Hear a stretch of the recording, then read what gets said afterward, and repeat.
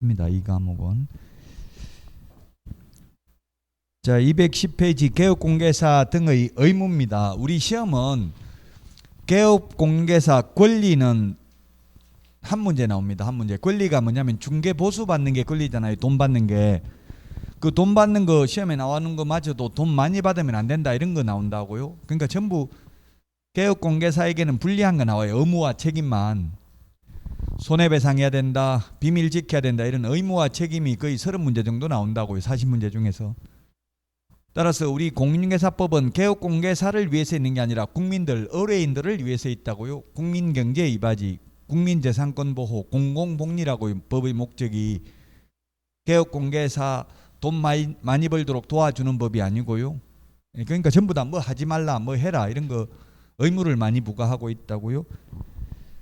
자, 그러면 211페이지에 보니까 개업공개사 등의 기본 윤리 212, 13, 그 다음에 14 비밀준수 의무 15, 16페이지까지 보도록 하겠습니다. 기본 윤리가 있는데 기본 윤리.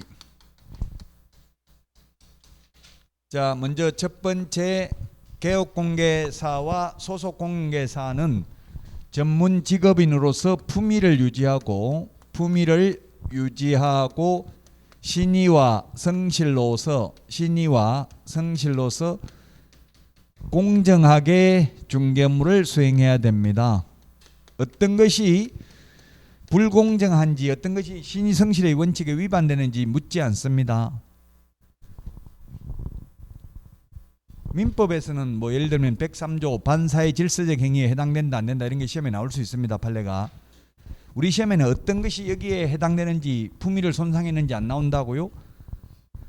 다만 이 세 개는 개공, 소공에게만 해당되는 겁니다. 개공하고 소공. 그래서 우리 프린터 31번에 동그라미 2번에 보면 31번 까만 별표 동그라미 2번에 보면 개공 플러스 소공이라고 적어놓은 거 있습니까? 31번에.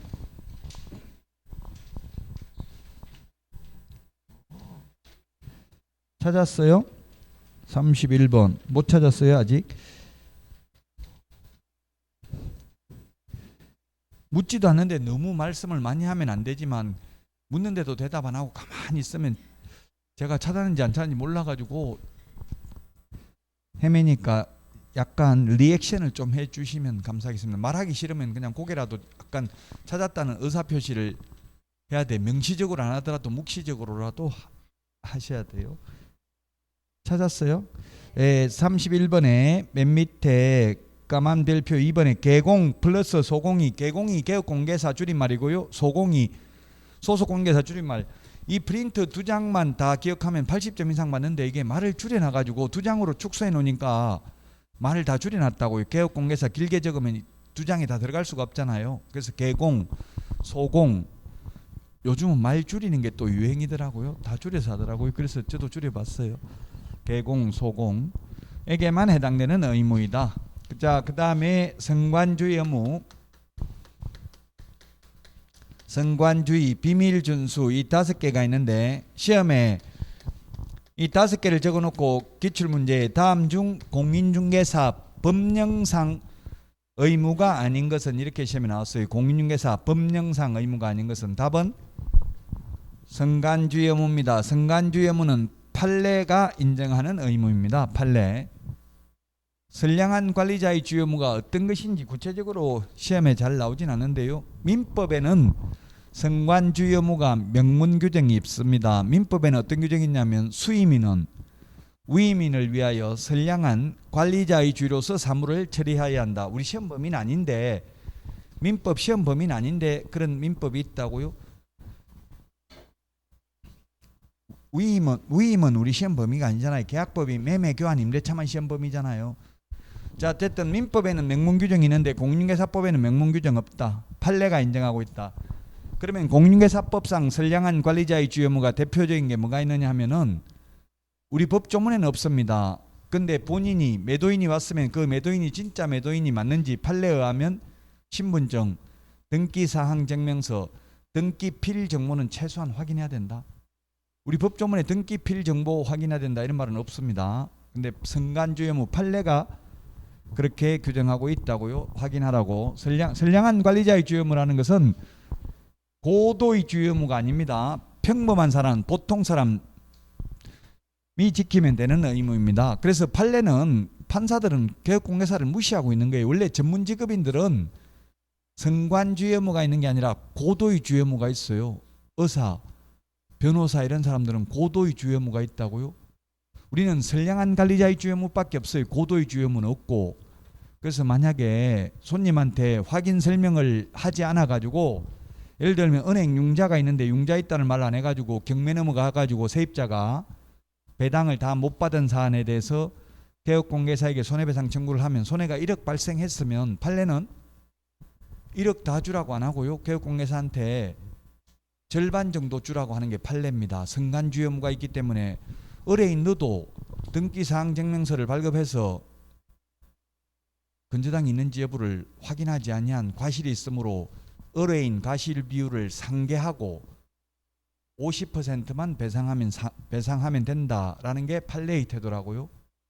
왜? 고도의 주의 의무가 있는 게 아니라 선량한 관리자의 주의 의무만 있기 때문에 그렇습니다. 만약 그래서 여러분들이 손님 입장이라면 의뢰인 개업공개사 말만 다 믿었다 하더라도 손해 발생하면 100% 배상 못 받는 거죠. 절반밖에 못 받는다고요. 그러니까 항상 확인을 해야 돼. 개업공개사 말만 믿으면 되는 게 아니고요. 여러분이 개업공개사 입장이라면 그런데 고도의 주의 의무를 다 하는 게 좋겠죠. 나중에 절반이라도 손해배상하면 타격이 크니까. 선량한 관리자의 주의 의무, 보통 사람, 평범한 사람, 평균치 사람이 지켜야 될 의무를 말하는 것입니다. 자, 그 다음에 비밀 준수 의무는 개공 등입니다. 그 프린터 31번에 동그라미 1번 맨 밑에 31번 맨 밑에 개공 등이라고 되어 있잖아. 아까 개공 플러스 소공 앞에 개공 등은 보면은 예금이 비결이다. 예금이 비결이다. 돈 모으려면은 비트코인 투자하고 부동산 투자하는 게 아니라 예금이 비결이다. 개공 등에게 해당되는 겁니다. 예방교육, 금지행위, 이중소속 금지, 비밀준수. 비밀준수 나와 있네요. 비밀준수 했고요. 결격사유 했죠. 개공 등의 결격사유. 그 다음에 이중소속도 했습니다. 개공 등에게 해당되는 내용입니다. 개업공개사 등의 비밀준수 의무입니다. 개업공개사 등은 그 업무상 알게 된 비밀을 지금 교과서 214페이지 중간에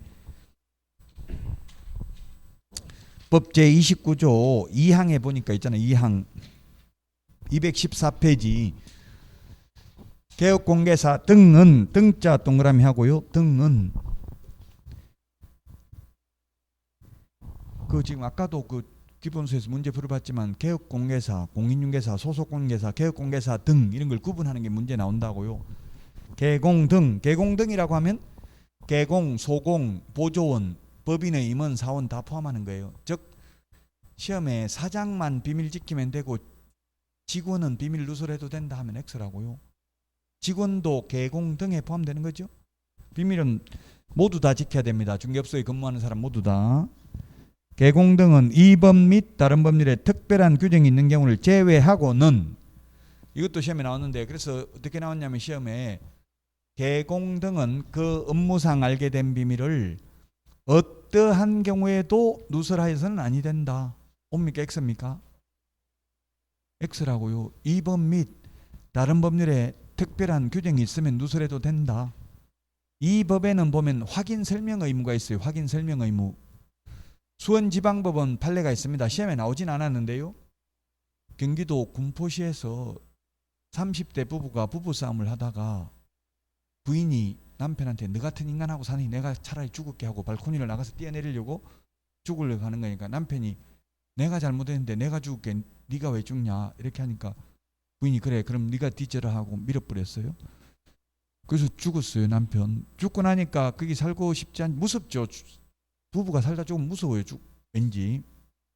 저는 죽어보진 않았는데 그냥 그 간접 체험을 해서라도 그 어쨌든 무섭다 하더라고요. 죽은 사람들 말 들어보니까. 무서워서 팔려고 부동산 내놨다고요. 그 부동산에 이야기하지 마세요. 이게 살인사건 났다 하면 그래 돼요? 안 돼요? 안 되죠. 그래서 말하지 말라고 했어요. 그 비밀이라고 지켜줬어요. 그래서 모르고 샀어요. 다른 사람이 사가지고 들어왔어요. 잘 살고 있는데 쓰레기 버리러 가니까 옆에 집에서 그 알고 들어왔죠. 이렇게 하는 거예요. 뭐요? 그러니까 아이 모르면 그냥 계속 모르는 게 나은데 괜히 말하면 그러니까 말 안 할래요 하니까 괜찮으니까 말해보라고 또 괜히 차라리 처음부터 말을 하지 말든지 이렇게 더 궁금하게 만드는 거예요. 그건 모르고 들어오셨어요? 이게 그 부부 그 살인 사건 났는데 이렇게 이야기를 한 거예요. 그러니까 매수인이 또 무서워서 못 살잖아요. 모르면 살 텐데 그러니까 부동산을 상대로 소송을 했다고요. 손해배상 해달라고. 그 개업공개사는 비밀 지켜달라 해서 나 비밀 준서 뭐 있어서 공개사법에 비밀 지켜줬다. 내가 뭐 잘못했냐 비밀 지켜달라는 거 그거 지켜주는데 이렇게 말했는데 수원지방법원에서는 손해배상을 개업공개사한테 그 살인사건 난 거 말 안 한 걸 손해배상 하라고 했겠어요? 하지 말라고 했겠어요? 하라고 했어요. 판례는 뭐라고 했냐면 판결문에 보니까 다른 거래와 비춰볼 때 가격이 특별히 싸지 않는다는 점 등을 종합적으로 고려해 보면 의뢰인이 진실을 알았더라면 계약 체결을 하지 않았을 것이 명백하므로 거짓된 은행 그 밖에 의뢰인의 판단을 그르치게 하는 행위를 하였으므로 손해배상을 하여야 한다. 다만 그 손해배상액은 20%로 제한함이 상당하다. 손해액의 20% 정도를 배상하라고 했어요. 그렇다고 여러분들이 현업에서 살인사건 났어요 이러면 계약돼야 안 돼요? 절대 안 되겠죠. 그게 참 어려운 거예요. 말 안 하면 손해배상해야 되고 말하면 계약이 안 되니까. 그래서 이제 슬기롭게 뭐 알아서 계약서에다 특약으로 급박한 사정으로 인하여 싸게 거래하기로 함 이런 걸 적어 놓으면 나중에 소송 제기하면 판사한테 그때 그래서 이거 말하고 싸게 한 거잖아요 이러면 어느 정도 좀 인정이 될 가능성이 있어요. 그렇다고 그 계약서에다 살인사건 났다 이런 걸 적을 수는 없겠죠. 정말 어려운 부분이에요. 지금도 뭐 최진실 씨 그 방배동 집 이런 것도 못 팔았다고 알려져 있어요. 지금 그 다 알잖아요. 위치를 다 알아버리면 그 거래가 안 된다고요. 현실적으로. 자 어쨌든 그래서 비밀은 이 법에 규정이 있으면 누설해도 되고요. 진실이라면 설명해야 되니까 그 확인 설명할 때 이거 살인사건 난 집이다 이런 말 했다고 개업공개사가 처벌받지는 비밀 누설로 처벌받지 않는다는 이야기입니다. 매수인한테 이야기한 거는. 그 다음에 민형사소송법상 재판에 정인으로 출석한 경우 국회 정언감정에 관한 법률에 의해서 정인으로 출석한 경우는 거짓말하면 비밀이라 하더라도 위정죄로 처벌받아요. 그런 경우는 진실이면 누설해도 된다고 비밀이라도. 결론은 어떠한 경우에도 비밀을 누설하여서는 아니 된다. X. 이 법 및 다른 법률에 특별한 규정이 있으면 누설해도 된다. 또 시험에 이런 거 출제됐습니다. 그 책 보고 풀어보십시오. 214페이지 그 박스 법 29조 2항 보고 214페이지 보고 푸시라고요. 문제 내겠습니다. 개업공개사 등은 중개사무소에 근무하는 동안은 비밀 지켜야 된다. 근데 그만두고 나면 누설해도 된다. X입니다. 영원히 지켜야 됩니다. 그 업무를 떠난 후에도 또한 같다 이렇게 돼 있죠. 29조 2항에 보니까 그 박산의 법조문에 보니까 영원히 준수해야 된다고요. 눈에 흙 들어갈 때까지 비밀 지켜야 됩니다.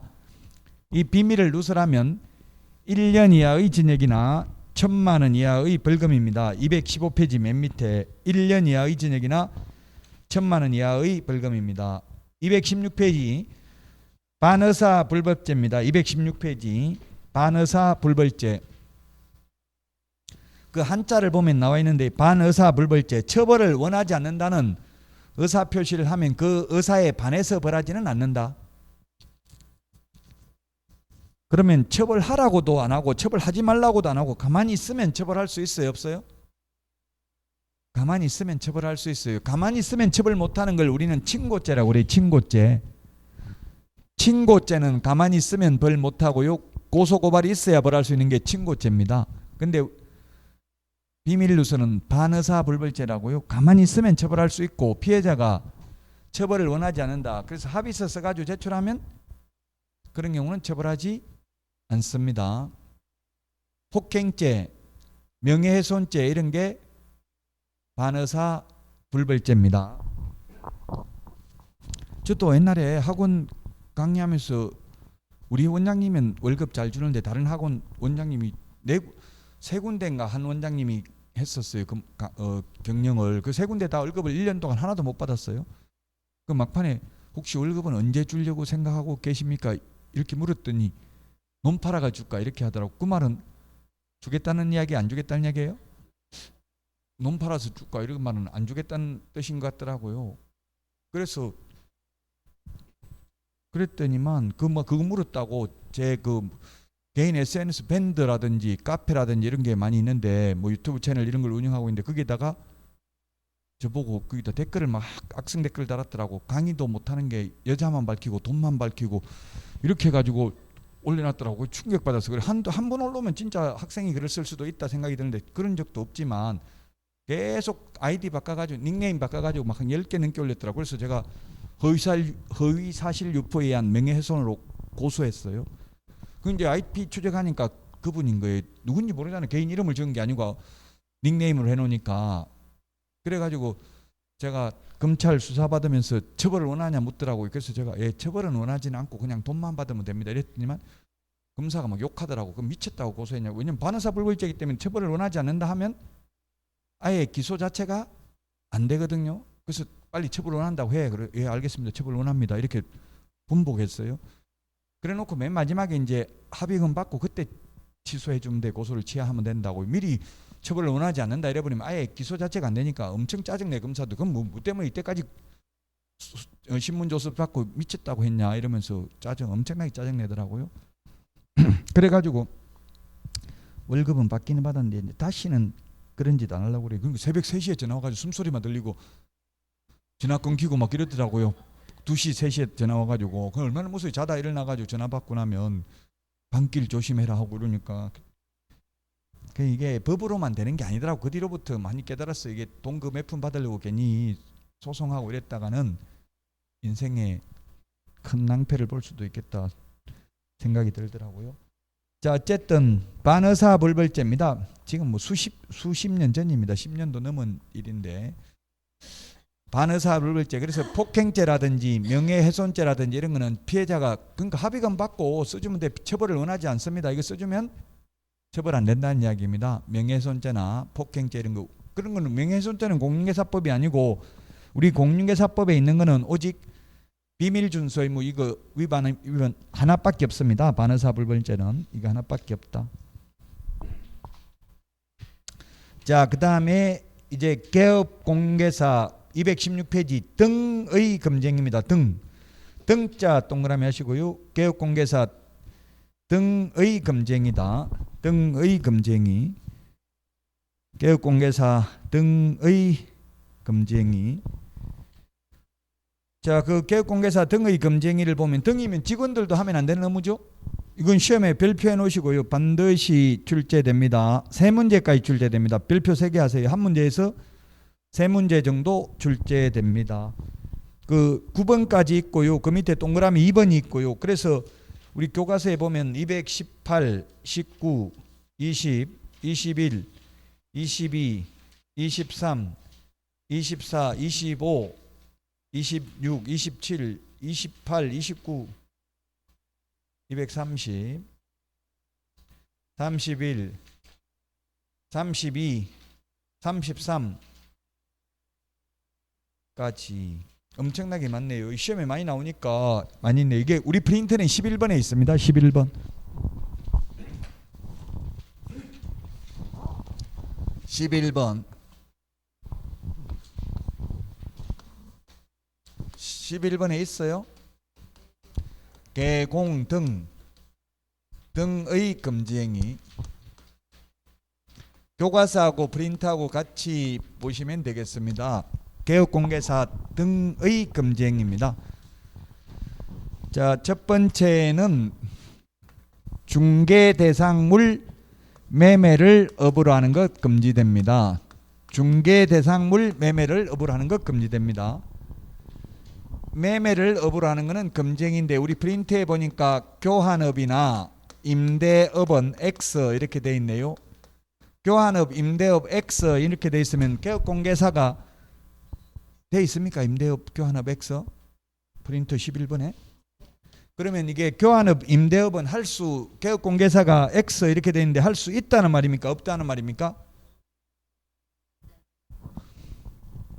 할 수 있다는 말입니다. 금지행위는 할 수 없는 거죠. 금지행위 X 아니다 이 말입니다. 그러니까 해도 된다는 이야기. 만약에 개업공개사는 임대업을 못한다고 하면 어떤 일이 생기겠어요? 건물주들은 중개업 못하는 거죠. 임대업을 할 수밖에 없잖아요. 임대업은 해도 돼요. 교환업도 해도 되고. X 이 말은 금지행위 아니다. 금지행위는 못하죠. 중개대상물 매매를 업으로 하는 거는 못합니다.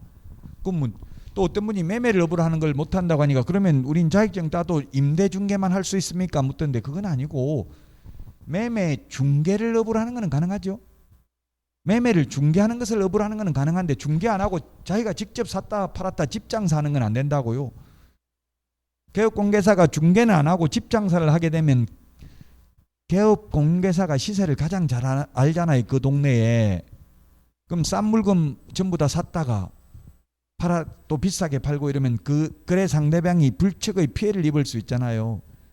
그래서 중개대상물 매매를 업으로 하는 거 안 됩니다. 시험에 건축자재 매매를 업으로 하는 거 금지된다. 문구점 운영하는 거 금지된다. X. 건축자재 매매를 업으로 해도 됩니다.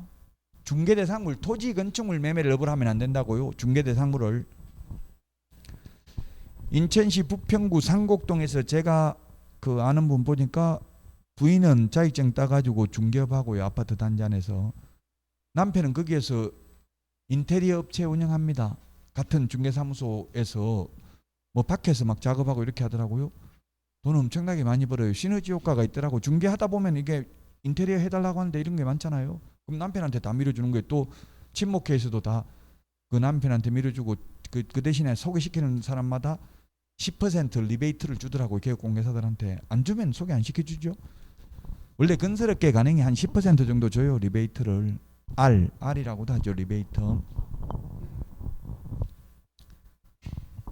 두 번째는 무등록 중개업자와 협력하는 행위입니다. 무등록업자와 협력하는 행위.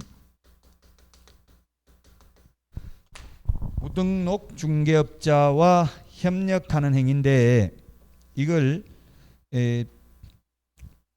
216페이지 기본서에는 뭐라고 적어놨냐면 2번에 2호인데 법제 구조에 따른 216페이지는 법제 구조에 따른 중개사무소 개설 등록을 하지 아니하고 중개업을 영위하는 자, 이걸 무등록업자 또는 무등록자, 무등록 개업공개사 이렇게 표현했습니다. 법에는 무등록업자라는 말 없습니다.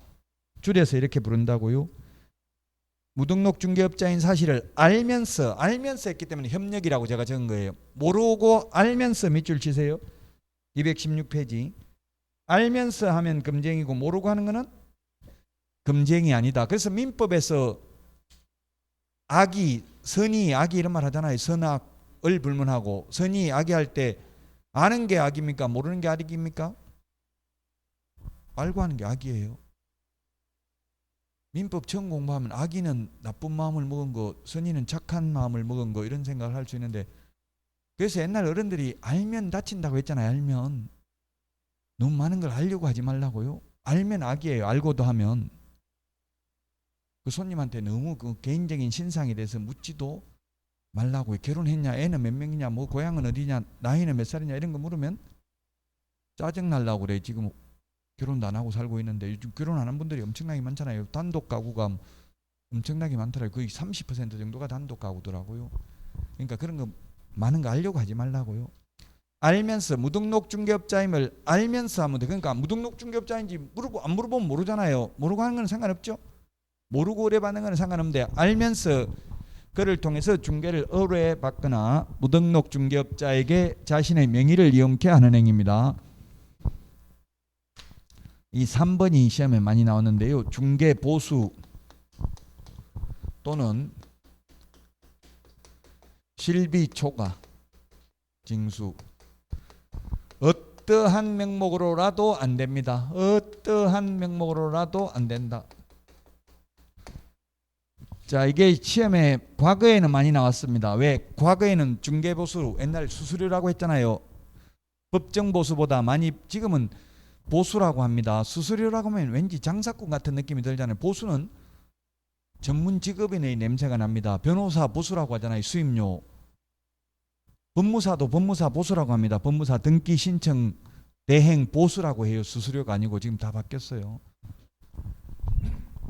자, 어쨌든 중개보수만 초과해서 받으면 안 됩니다. 그럼 중개보수가 아닌 컨설팅 수수료, 도배업체, 이사업체 소개하고 제가 아까 10% 받아도 된다고 했잖아요. 그건 중개보수가 아닙니다. 위반 아니라고 10% 받아도. 중개보수는 최대가 0.9%밖에 못 받죠.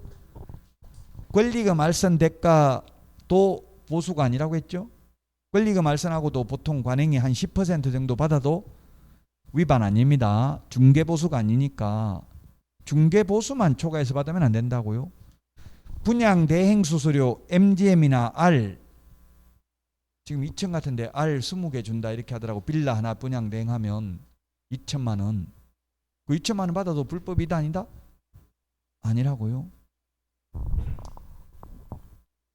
빌라 같은 거 제가 지금 광주 초월업 넘어가면 광주에서 빌라 분양 많이 하는데요. 그 산속에 이런데 그 가보니까 제가 한번 저도 현장 답사를 가봤어요. 빌라 회사 보유분 딱 하나 남았다 하더라고요.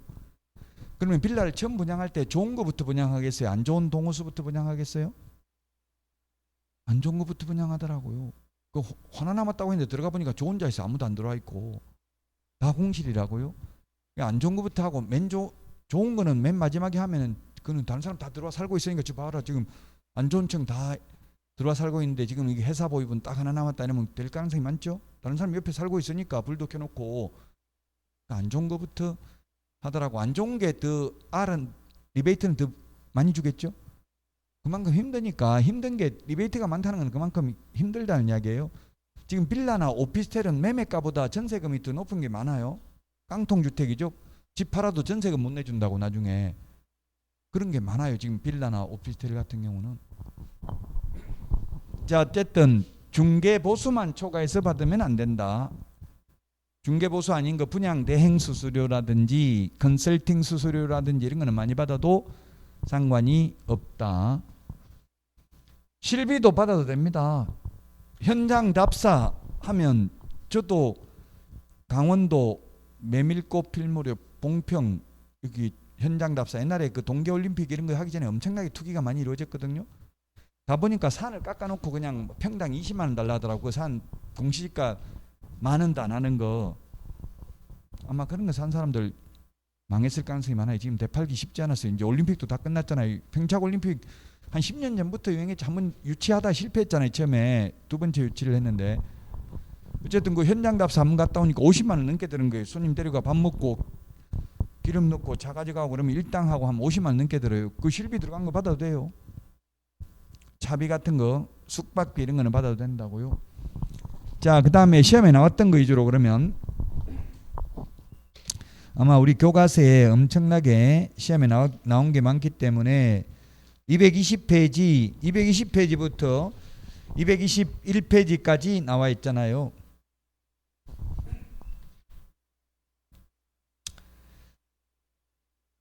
자, 그래서 거기 보니까 220페이지 맨 밑에 동그라미 2번에 나와 있네요. 수표가 부도가 나서 현금화하지 못해도 위반이다. 초과해서 받으면.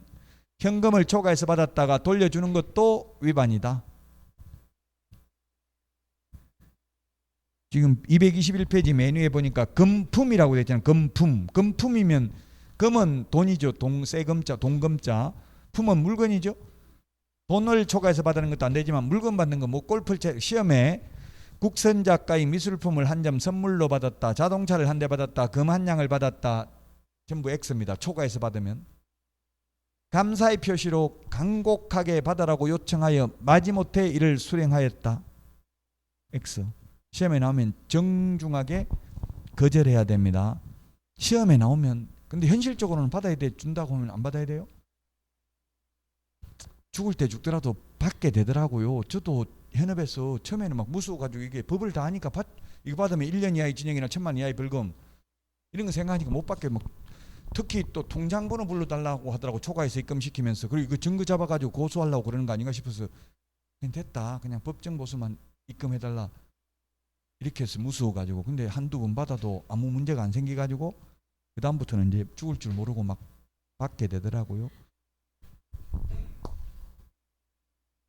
옛날에 제가 할 때만 해도 좋았어요. 이게 통매매하면 다가구 주택 이런 거 통매매하면 보통 5천만 원씩 이렇게 줬어요. 한 20억짜리 이런 거 통으로 매매하면 그 법정 보수는 20억 해봐 298 1,800만 원밖에 안 되잖아요. 그럼 한 5천만 원 관행이 이 정도 줬어요. 이 통매매 중개하면은 다가구 같은 거 찍어가지고 방 19개씩 있는 거 이런 거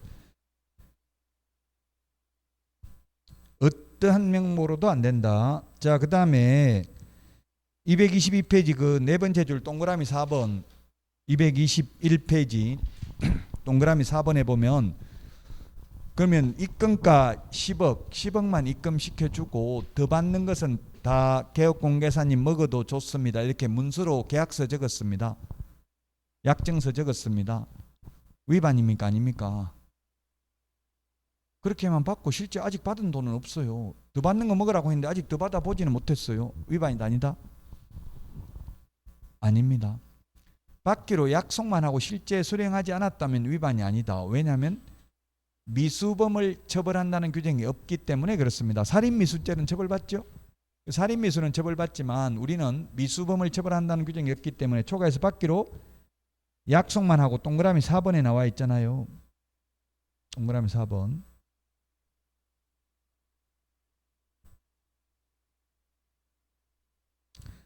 자, 그 다음에 양가로 2번 초과보수 약정의 효력입니다. 양가로 2번 221페이지. 만약에 법정보수가 100만 원인데 1000만 원 받기로 했다면 1000만 원 모두 무효가 아니라 초과 부분만 무효입니다. 초과 부분만. 900만 원만 무효입니다. 민법 시험에도 나올 수 있어요. 요거는 전부 무효가 아니라 초과 부분만 무효다. 사실 사법고시 공부하는 사람들 물어보면 판례에 어느 정도 이해가 되면 나중에는 암기한다더라고. 암기. 그 판례 여러분들 판례 검색하려면은 이 법제처 국가법령정보 어플 다 다운받으라고 했죠. 그게도 나옵니다만은 더 판례만 전문적으로 보려면 법률 대법원 종합법률정보 대법원 인터넷에 한번 지금 치보세요. 대법원 종합법률정보 판례는 여기가 더 검색하기가 좋더라고요. 물론 이 대법원 종합법률정보에 들어가도 법조문도 다 검색할 수 있어요. 근데 여기는 판례를 검색하면은 판례를 검색해가지고 제가 책 쓸 때 옮기면은 다 출처가 다 나와요. 대부분 판례 뭐 어디서 돼 있다 출처가 나오니까 굉장히 좋더라고요. 출처 안 바뀌면 제가 논문을 써보니까 판례를 인용해도 이게 나무거 베꼈다고 나와요. 그 카피킬라가 그 표절률이 나오거든요. 판례를 인용하면 저는 표절 아닌 줄 알았어요. 표절이더라고 판례도 전부. 그 출처를 밝혀야 되거든요. 판례.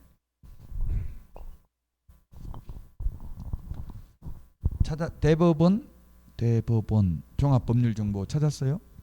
예, 거기서 판례를 보시면 되고 판례를 검색해 보면 뭐 예를 들면 중개보수 초과약정은 전부 무효인지 여부 이렇게 돼 있어요. 예를 들면 그러면 여부 해놓고 가로 해놓고 적극 소극 이런 말이 있어요. 적극 소극 판결문을 제목을 적어놓고 적극 소극 이런 말이 있다고요. 그럼 적극이라는 말 소극이라는 말이 무슨 뜻일까요? 판결문을 검색해 보면 그 아무거나 그 판결문 그럼 분묘라고 한번 치보세요. 분묘 검색어를 그 아까 대법원 종합법률정보에서 분묘기지권 예를 들면 분묘 이렇게 분묘기지권까지 안 치더라도 분묘라고 치면 뭐 판결문 나올 거예요. 아무거나 한번 대법원 종합법률정보에 들어가서 분묘라고 치가지고 검색을 치가지고 하니까 나와요 안 나와요?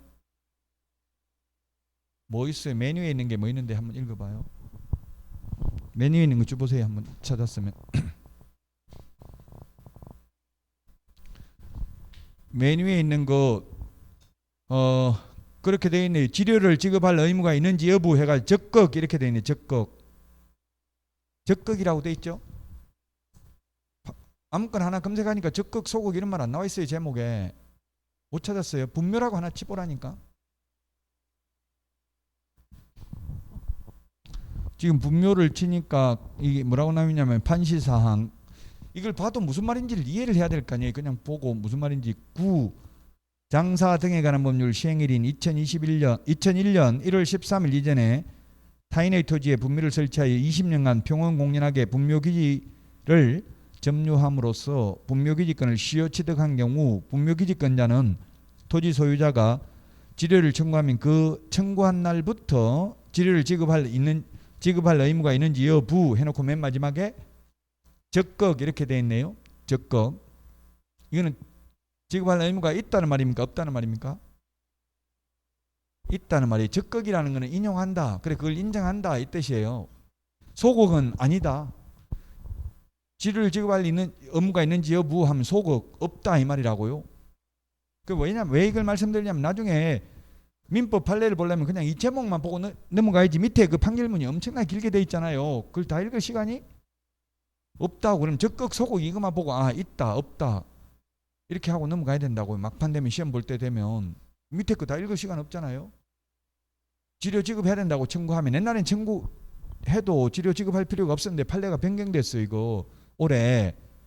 그 지금 판결을 검색하니까 최고 위에 게 나와 있잖아. 올해 바뀐 게 최근에 최신 판례가 나와 있거든요. 그 시험에 최신 판례가 많이 나온다고. 그러니까 자꾸 검색을 해보시라고 공부하시다가 그럼 제목만 보면 돼. 적극 이 말은 그래 그 말이 맞다. 지료 지급할 의무가 있는지 여부 적극 있다. 지료를 지급할 의무가 있는지 여부 소극 없다 이 말이라고. 지료 지급할 의무. 적극은 인용한다는 이야기고요.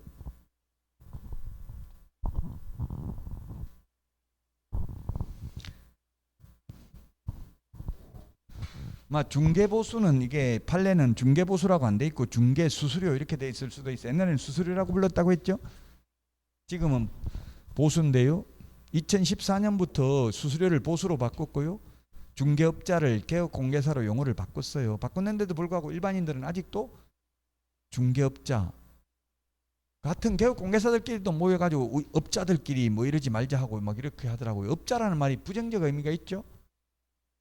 청부 사례업자, 사채업자, 악덕 무슨 기획 부동산 업자 이런 업자라고 하면 왠지 폭리를 취하는 사람 이런 느낌이 들잖아요. 전문 직업인 느낌이 드는 게 아니고 변호사 보고 변호사 업자들 이런 말 안 쓰잖아요.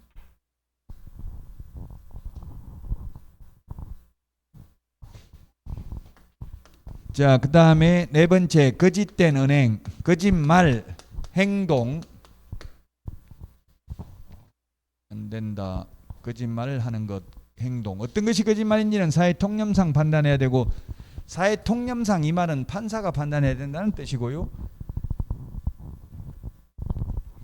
유권 해석은 의뢰인이 진실을 알았더라면 그래 하지 않았을 것으로 생각되는 행위 하면 안 되고 판례는 매도 의뢰인이 의뢰한 가격보다 무척 높은 가격으로 매수 의뢰인에게 제시하고 그 차액을 편취하는 행위도 떼먹는 것도 거짓되는 행위다. 요 4개를 위반하면 1년 이하의 징역이나 1,000만 원 이하의 벌금입니다. 자, 그 다음에 5번째 분양 관련 증서 매매를 업으로 하거나 중개하는 행위입니다. 분양 관련 증서는 주택법에 있습니다. 주택상한사채, 딱지, 물딱지, 조개딱지, 청약저축, 청약예금, 청약부금통장 이런 것들이 해당됩니다. 동호수가 특정된 아파트 분양권은 미래의 건축물이지 분양 관련 증서 아닙니다. 상가 분양계약서도 분양 관련 증서 아니라는 판례가 있습니다. 자, 그 다음에 의뢰인과 개공 등이 직접 거래하는 것. 직접 거래 쌍방대리 안 됩니다. 쌍방대리. 손님 물건을 한 번만 사도 직접 거래고요. 매매를 업으로 하는 것은 손님이 아닌 불특정 다수와 매매를 업으로 하면 안 되는 거고요. 의뢰인 물건은 단 한 번만 거래하는 것도 안 된다고요. 이게 중개업을 하다 보면 저도 그런 유혹이 들더라고요. 중개만 하면 돈 몇백만 원, 뭐 많아봐야 기껏 1,000만 원 정도 버는데 한 건 중개하면 그것도 받으려면 엄청나게 힘들죠. 근데 투자해가지고 싼 물건 나온 거 샀다가 되팔면 몇 억이 남을 수도 있죠. 극단적으로 보면. 그래서 자꾸 이게 투자를 하게 되는 유혹에 휘말리게 되더라고요. 저도 투자하다 망했어요. 이게 중개업을. 투자만 안 하고 중개만 했으면 망하진 않아요. 크게 돈을 많이 못 벌 수는 있지만. 그래서 직접 거래 싼 물건 나오면 뭐 시세보다 며칠 전에도 보니까 천안에서 시세보다 1억 5천 싸게 팔아달라고 해서 자기가 직접 샀다 하더라고. 근데 직접 사도 형식적으로는 개업공개사 이름으로 산 게 아니라 애인 이름으로 사고 친인척 이름으로 사고 이러면 알 수가 없죠. 개업공개사 이름으로 사면 안 돼요. 계약서에 개업공개사 이름하고 거래 당사자 이름하고 똑같이 적혀 있으면 그건 완전히 직접 거래라는 걸 입증하는 거잖아요. 물론 또 판례는 직접 거래하면 처벌하는데 3년 이하의 징역이나 3천만 원 이하의 벌금인데 무효이다 아니다, 계약 효력이 있다 없다, 최근 판례가 있어요. 손님이 소송했다고 너 직접 거래했으니까 하지 말라고 법에 돼 있는데 했으니까 무효다라고 주장했는데 판례는 무효이다 아니다? 무효는 아니다. 매매 계약은 단지 처벌할 뿐이다. 효력 요건은 아니라는 이야기입니다. 중개보수 초과해서 받았다고 매매 계약이 무효되는 건 아닙니다.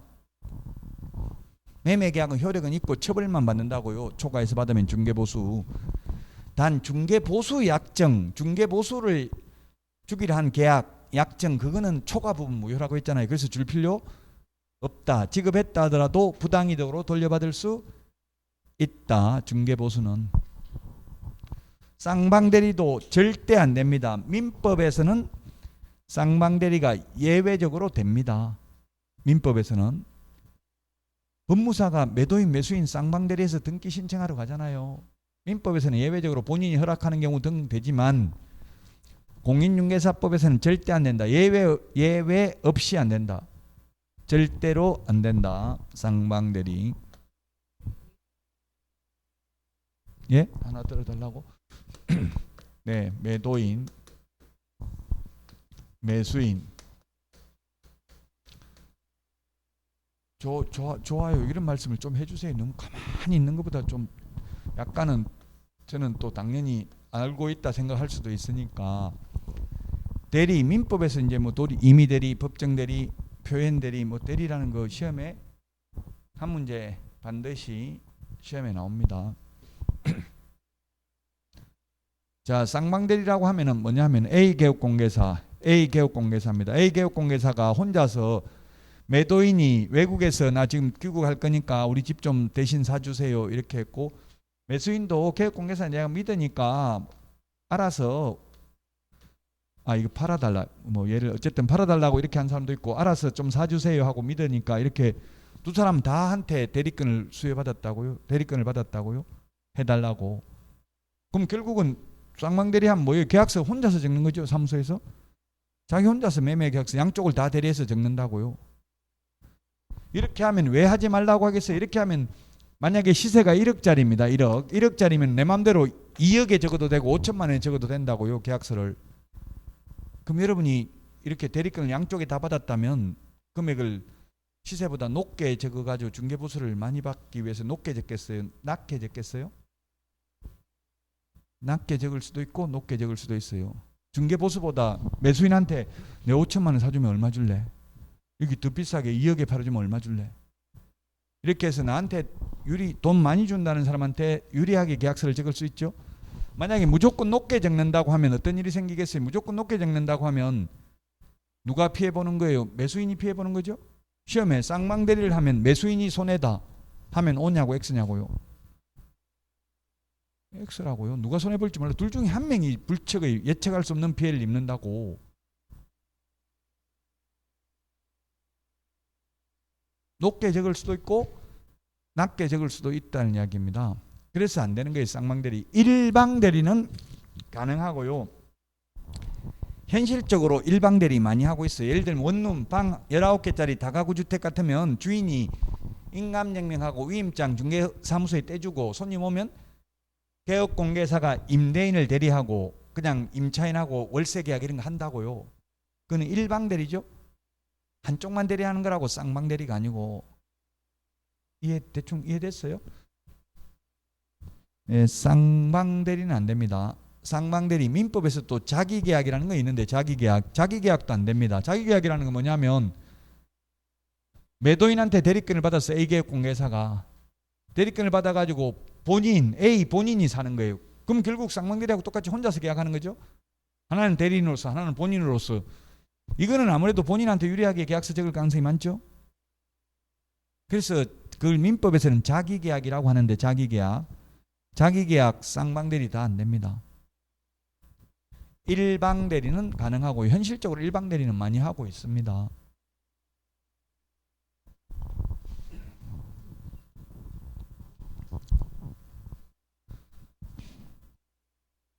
그 직접거래도 개업공개사 등과 의뢰인하고 직접거래 안 되니까 배우자하고 거래하는 것, 애인하고 의뢰인하고 거래하는 걸 중개하는 건 상관이 없다. 근데 최근에 또 판례가 배우자하고 해도 이거 금지행위에 해당된다는 판례가 있어요. 부인이 개업공개사였더라고요. 근데 남편 명의로 임대차 계약을 매매 계약을 체결했더라고. 가격이 싼 걸 알고 오로지 명의만 남편 명의로 하고 실제로는 부인이 다 개업공개사 자기가 돈 다 구하고 이런 거 다 했기 때문에 이거는 경제 공동체로서 이런 말을 적었더라고 판결문에.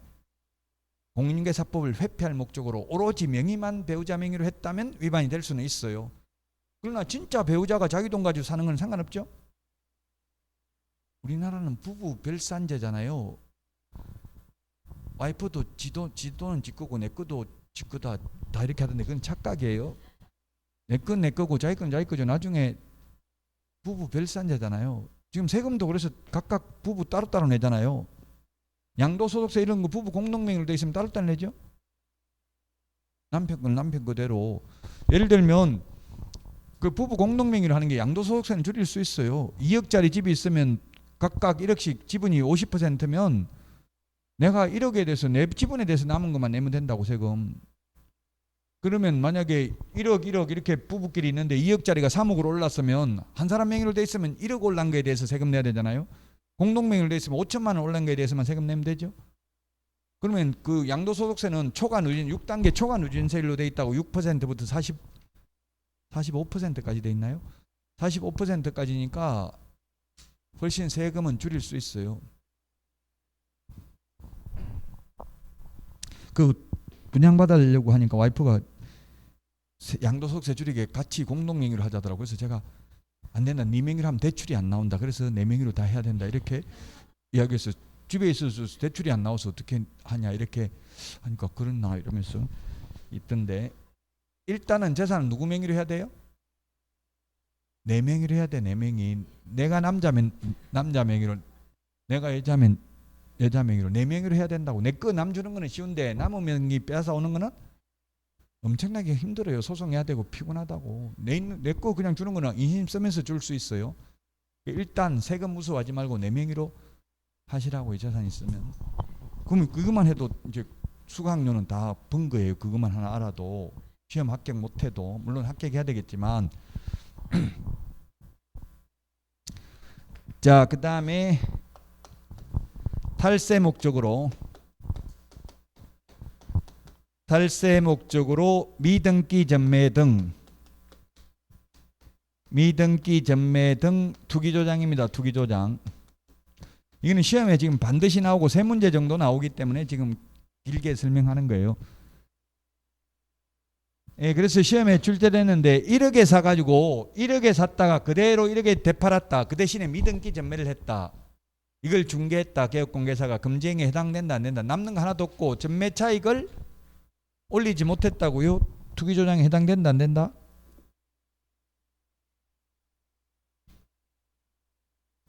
예, 해당됩니다. 왜냐하면 그게 228페이지에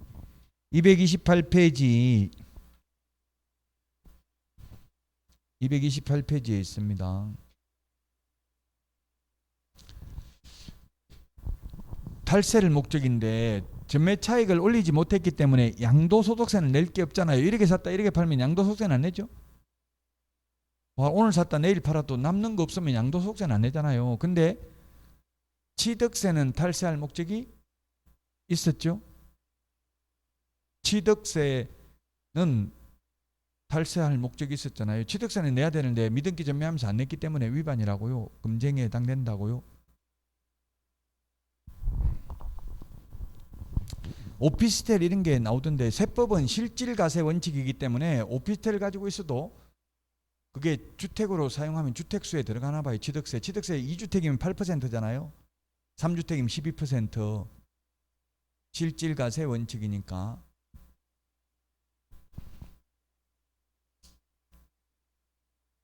양도소득세 낼 때도 실제 주택으로 사용하면 2주택에 해당된다고요. 오피스텔도 주택으로 사용하고 있으면. 근데 거의 대부분이 오피스텔이 업무시설로 사용 안 하고 주택으로 사용하는 경우가 많죠.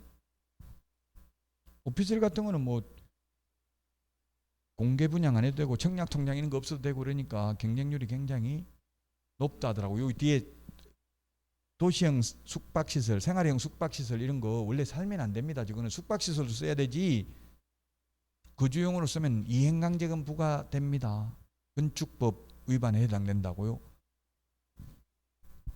이행강제금 10%씩 부과된대요. 그 지금 만약에 1억에 분양받으면 10년 동안 매년 1,000만 원씩 이행강제금 내야 된다고. 생활형 숙박시설에 거주하면 실제 살고 있으면. 그 중개할 때 조심해야 돼. 이거는 숙박시설이라는 걸 꼭 그 확인설명서나 계약서 이런 데 적어놔야 되겠죠. 숙박시설로 사용되어야 한다. 그렇게 적어놓으면 나중에 언제 그런 말 했냐 해도 제가 그때 말씀 다 드리고 여기 적어놨는데 무슨 말씀 하십니까? 이렇게 말하면 판사가 누구 말 믿겠냐고 그 증거를 본다고요. 말은 서로 말이 다르면 그러니까 꼭 그런 걸 적어놔야 돼. 계약서에다. 이는 거주용으로 사용할 수 없는 생활형 숙박시설에 해당된다. 이런 걸 꼭 적어놔야 돼요. 그래놓고 몰래 뭐 자기들이 사용하다가 이행강제금 내는 거는 어쩔 수 없는 거잖아요. 자, 그 다음에 시공시 개공 등이 거짓으로 계약이 성립된 것처럼 꾸미는 등 시세에 부당한 영향을 미치는 행위를 한 경우. 예를 들면 계약하지도 않았는데 시세 올리려고 10억에 거래한 것처럼 계약서 썼다가 부동산 거래 신고해버리고 해제 신고를 안 해버리면 그게 거래 사례로 남아버리잖아요. 그런 식으로 시세에 부당한 영향을 미치는 행위를 한 경우 금지행위입니다. 그 다음에 공동중개 제한입니다. 공동중개 제한. 개업공개사가 사업자 단체를 만들어가지고 즉 친목회를 만들어가지고 단체 구성은 이외의 자와 공동중개를 제한하는 행위입니다. 이거 소위 왕따시키는 겁니다. 친목회 회원들끼리만 정보망의 정보를 공유하는 경우 3년 이하의 징역이나 3천만 원 이하의 벌금입니다. 제가 2천은 어떻게 되는지 잘 모르겠는데요. 인천시 부평구 상곡동에서 제가 아는 분은 실장으로 근무하다가 사장하고 사이가 안 좋아가지고 옆에 중개사무소를 인수해가지고 개업했어요. 근데 친목회 회칙에 보니까 같은 친목회 회원들이 근무하고 있는 구역에서는 실장으로 근무하다 그만두더라도 3개월 안에는 개업할 수 없다. 이런 규정이 있습니다. 단 전임 사장이 동의한 경우에는 그러하지 아니하다. 서면 동의를 한 경우에는 그러하지 아니하다. 이런 회칙이 있어요. 그래서 3개월 동안 사무소 얻어놓고 월세만 내고 개업 못했다고요? 그 친목회 회칙도 좀 알아봐야 돼요. 그래서 제가 웃긴다. 그런 법이 어디 있냐 이렇게 하니까 그런 말 했다고 저보고는 또 벌금 100만 원 내라 하더라고. 그래서 제가 네가 판사냐 벌금은 왜 내라고 하냐 이랬더니만 6개월 거래정보망 사용 중지 시키버리더라고요. 그 소송해봐야 소송하는 사이에 이미 왕따 돼가지고 투명인간 취급에 친목회 회원들이 보면 인사도 안 하고 물건 있냐 전화하면 예 있기는 있는데 사장님 드릴 물건은 없습니다 이러더라고요. 그럼 뭐 공동중개도 안 한다고 하니까 문 닫을 수밖에 없어요. 왕따 되면. 굉장히 심해요. 이게 지금 우리나라에서 특히 신도시에는. 단체 구성은 이외의 자와 공동중개 제한 왕따 시키는 경우입니다. 자, 그 다음에 그 우리 프린터 11번에는 마지막 표 밑에 있는데 누구든지 시세에 부당한 영향을 미치는 행위를 한 경우. 찾았어요. 프린터 11번에 맨 밑에 따로 적어놨죠. 따로 적어놓은 이유를 왜 따로 적어놨냐면 요거 전부 3년 이하의 징역이나 3천만 원 이하의 벌금인데 따로 적은 이유는 누구든지 이거는 행정처분 대상이다 아니다? 행정처분 대상은 아닙니다. 행정처분은 이러한 금지 행위를 하면은 금지 행위를 하면 개업 공인중개사의 경우에는 임의적 취소할 수 있고 취소 안 하면 업무 정지할 수 있습니다. 근데 누구든지 이거는 개업 공개사 등이 아니고 아파트 분유회 입주자 커뮤니티 동대표 이런 사람들이라고. 이런 사람들은 등록돼 있어요 안 돼 있어요? 등록 안 돼 있으니까 등록 취소 못 하겠죠? 누구든지 이거는 행정처분 대상이 아니라고요. 누구든지 가장 대표적인 게 신규 아파트 입주하는 단지는 입주자 커뮤니티가 굉장히 활성화돼 있어요. 그래가지고 입주하자마자 보통 분양가 대비 2배 정도 올라가고 이렇게 하잖아요. 담합을 하기 때문에 우리도 시세 얼마 밑으로 내놓지 말자 이런 거. 저도 아파트를 분양받아가지고 입주자 커뮤니티에 가입을 했는데 분양권을 팔았어요. 파니까 바로 강퇴 처리되더라고. 어떻게 알았는지 팔은지를. 그러니까 제가 보고 싶어도 볼 수가 없잖아요. 시세 같은 거 조작하는 걸 해가지고 고발을 하고 싶어도 아예 들어갈 수가 없는 거예요. 회원들끼리만 자기들끼리만 딱 가입하는 커뮤니티를 만드니까. 예를 들면 카카오톡도 딱 초대해가지고 자기들끼리 그 입주자들끼리만 정보 공유해가지고 어느 중개업소는 말 안 듣는다, 직인을 내놓지 말자 이런 식으로 하면 3년 이하의 징역이나 3천만 원 이하의 벌금인데, 단 이 맨 마지막에 있는 거 이거는 행정처분 대상은 아니라고요. 행정처분이 자격취소, 자격정지 이런 게 행정처분이죠. 등록취소, 업무정지가. 자, 그 다음에 소속 공인중개사의 경우에는 자격정지 사유입니다. 소속 공인중개사의 경우에는 자격정지 사유다. 자, 그래서 세 문제 시험에 나올 수 있다고 했는데 왜 세 문제냐면 이 금지행위 자체 매무, 수거, 관직, 상투, 시공시, 프린트 11번에 이렇게 동그라미 적어놨죠. 11번에 매무, 수거, 관직, 상투, 프린트 11번에 시공시, 머리 글자 동그라미 해놨잖아요. 글자에.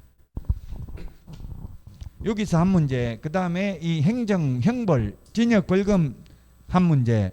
32회 시험에서도 뭐가 나왔냐면 이거 나왔어. 32회 시험에 거짓된 은행, 그 밖에 의뢰인의 판단을 다음 중 가태료 부과 대상이 아닌 것 해가지고 답이 거짓된 은행, 그 밖에 의뢰인의 판단을 거치게 하는 행위. 이거는 가태료 부과 대상이 아니라 1년 이하의 징역이나 1,000만 원 이하의 벌금 대상이잖아요. 이렇게 해서 한 문제 나왔다고. 이게 또 그 벌칙에서 한 문제, 그 다음에 행정처분에서 한 문제 해서 세 문제 나온다고요. 이 금지행위에서만. 금지행위 하지 말라고 이렇게 강조하는 거는 현실적으로 하는 사람이 있다 없다? 있으니까 하지 말라는 거죠. 없으면 하지 말라고 할 필요도 없을 것입니다. 자, 233페이지까지 했습니다. 벌칙까지. 쉬었다가 234페이지 부동산 거래 질서 교란행위 신고센터부터 하도록 하겠습니다.